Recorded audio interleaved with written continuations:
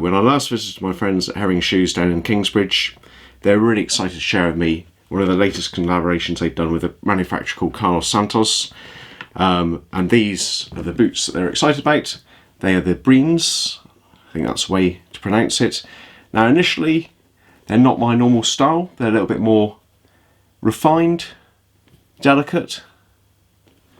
Some would say a bit more pointy. Normally I like a brogue boot for a formal shoe, so something like the Trickers Stow, nice round toes there, or the Molten, even more round, lovely wide, comfortable boots. So took me a little moment to try these on, but actually absolutely beautiful boots, go really well with some nice tapered denim, probably not cuffed, but some nice slim denim or chinos for the office, either navy blue or khaki. But absolutely fantastic shoes, really elegant, handsome, got a nice split toe design, which we'll talk about in a moment. Lovely burgundy polished leather, and as I say, these are a collaboration between Herring Shoes and Carlos Santos.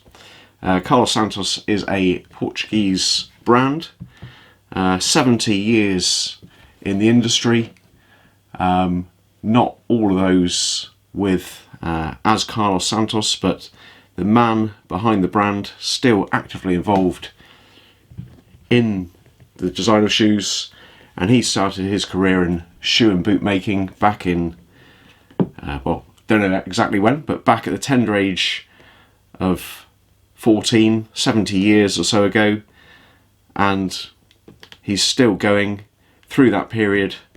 We've seen the Portuguese Revolution, Portugal joining the EU, European Union, and in the same period, Carlos Santos establishing themselves as their own brand. And you know, judging by what we see here, really nicely made shoes. I've said it before, Portugal's a really great place to seek manufacturing, ethically not problematic, really good value, not too far from home in the European Union, so a lot to be said for European made boots. And yeah, really nice supple polished leather, slight sort of matte to it, not sort of mirror polished, but if that's your thing, I'm sure you can polish them up. But really nice sort of flat burgundy colouring. And these, as I say, are a split toe. Always find a split toe shoe intriguing. These are the first ones I'm going to put through their paces. Always brings to mind French brand Power Boot. I think that was probably the first place I really saw a split toe design. If I understand correctly, the idea around a split toe is on the thought of waterproofing, so it minimises the number of seams you have on the lower part of the boot. So aside from the seam at the toe, it's all one piece of leather all the way around each side to the heel stay. A little bit of seam just up as you move up the ankle, but the idea is that there's less seams, so less water ingress.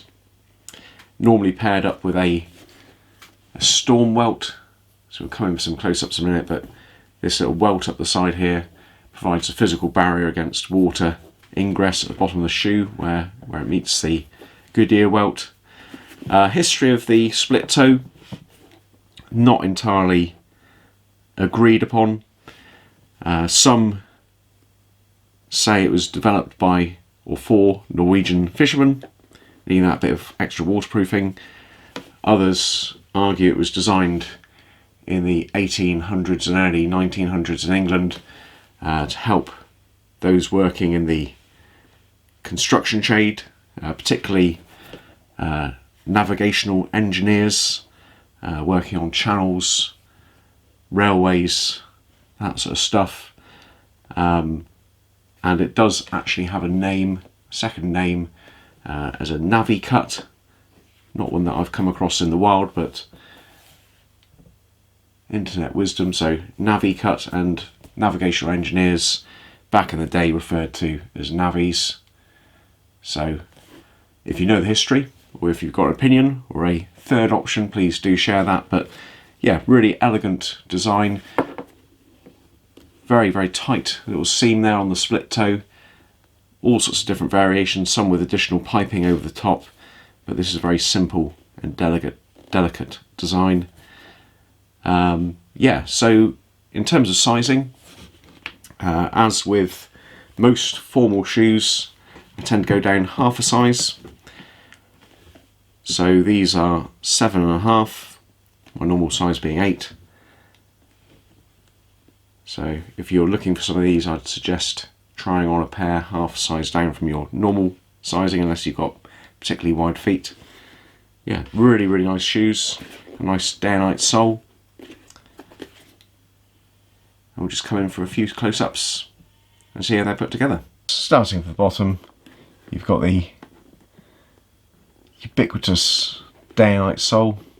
Pretty much half the boots I see in the UK have this sole. Either that or the commando sole. Day and night, really, really hard wearing. Good bit of grip with these sort of studs, nipples, whatever you want to call them. But a really good hard wearing sole. It just combines that sort of grip, longevity, but also a really low profile. So it's got that sort of fairly traditional, formal look to it. Goodyear welted, so easily replaced. So stitch down into the midsole up there, easily stripped off by a appropriately skilled bootmaker. Then, as I say, we've got this additional welt, storm welt, Norwegian welt, call it what you will. To be honest, I think probably with a more formal shoe like this, I think this is really for aesthetic purposes, but historically that would have had a waterproofing benefit, just keeping the ingress of water in away from that lower part of the upper.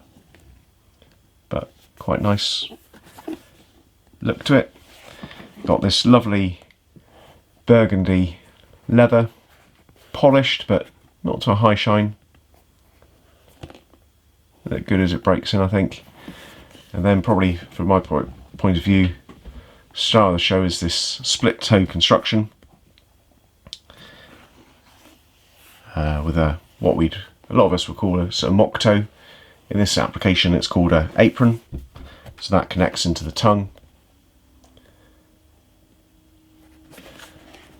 Very, very fine stitch on the seam there, and even finer I think around the edge of the apron. Absolutely minute detail, really beautifully crafted, very delicate. And I'll say the split toe is also about waterproofing, with a single piece on each side extending back to the heel stay there, minimising the number of seams.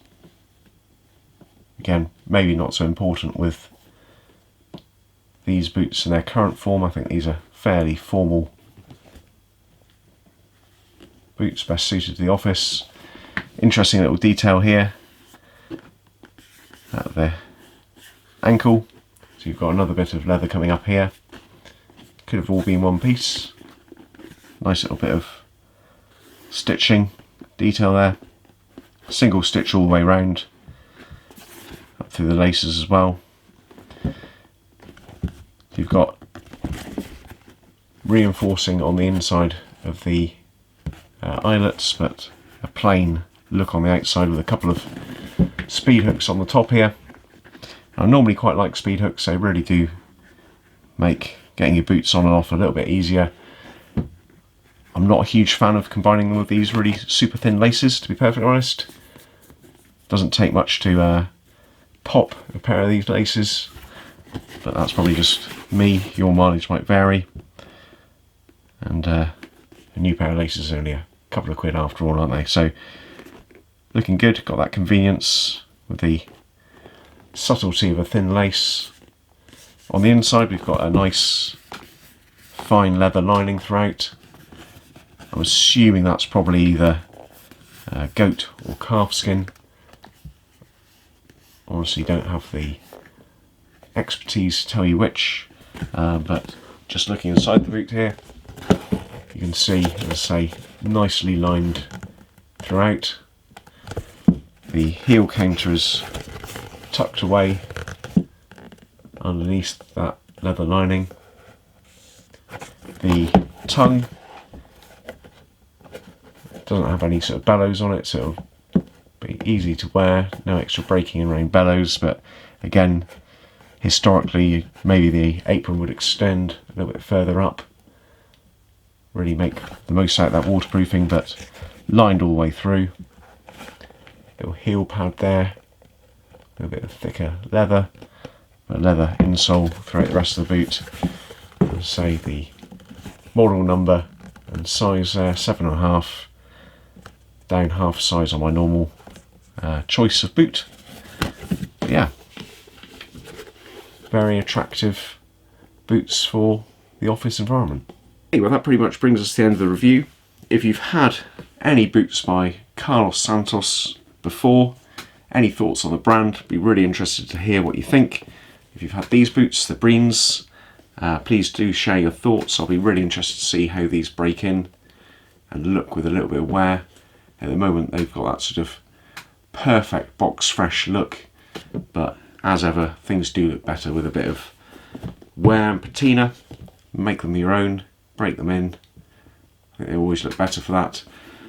If you fancy trying some of these out, or any other boot from Herring, as ever, there's a discount code below, 10% off. Really good retailer. Great on delivery, refunds, returns. Very easy to deal with.